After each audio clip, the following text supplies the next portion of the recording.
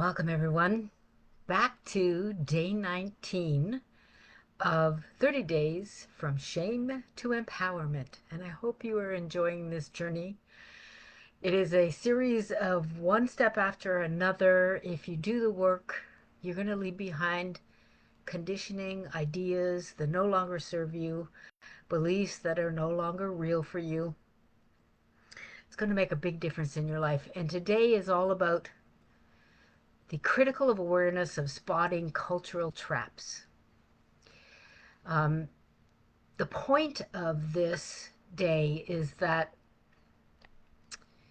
we're kind of zooming out for a wider view of what shame is, not just looking at our personal experiences, but how the culture we live in programs us from the very beginning. Because shame isn't something we feel individually, just naturally.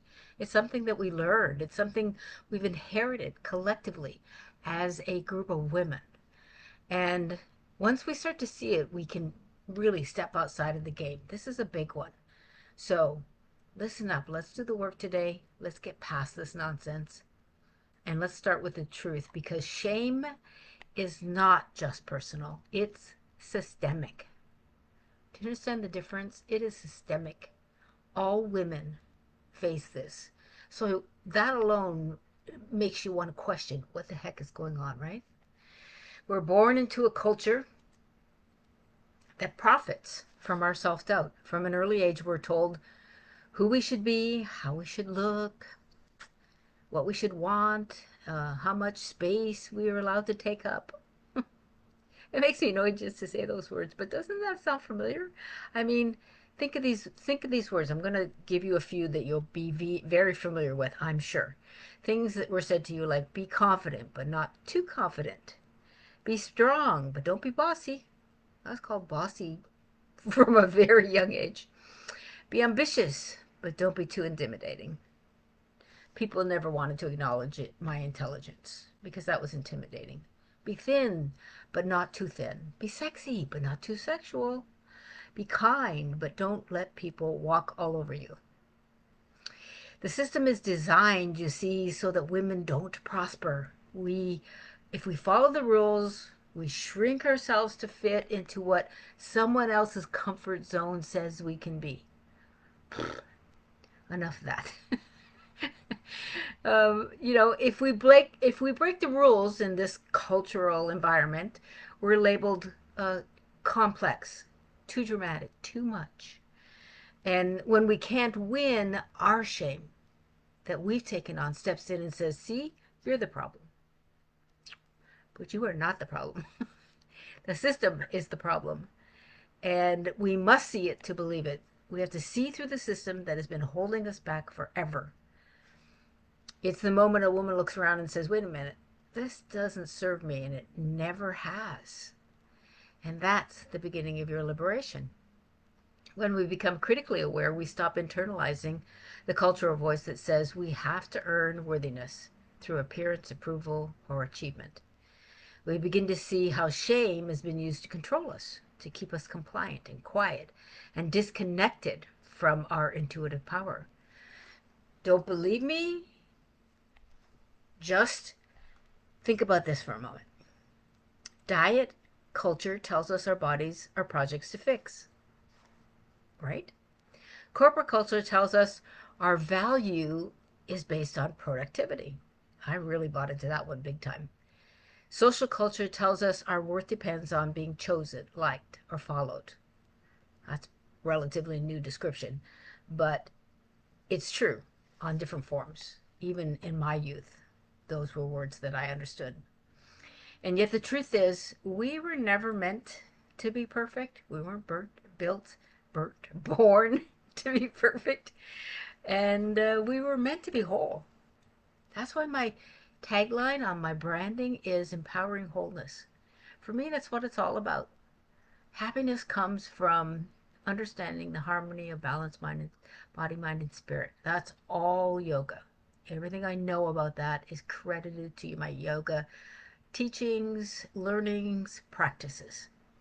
Empowering wholeness. So the work we're talking about today is to start noticing where you've been unconsciously absorbed in these messages, the ones that I've just outlined. Where have you internalized these rules about how you should look or act or live or be? Where are you still performing a version of yourself that was designed to please others instead of expressing your truth? Instead of expressing your truth. This is the problem. When you spend your time trying to perform for others, you're not expressing your truth. It's a complete waste of time. So becoming aware doesn't mean blaming yourself for buying into it. Please don't go down that road. We spend way too much time in that cultural shame, in that path of, not being able to tap into being authentic and living our real lives. So don't do that. It means just you have to choose to wake up and step out of the trance. And when you can see it, you can dismantle it, right? You can unsee. You have to be able to be aware of it first of all. Notice when it happens in your life, in your mind, in your body.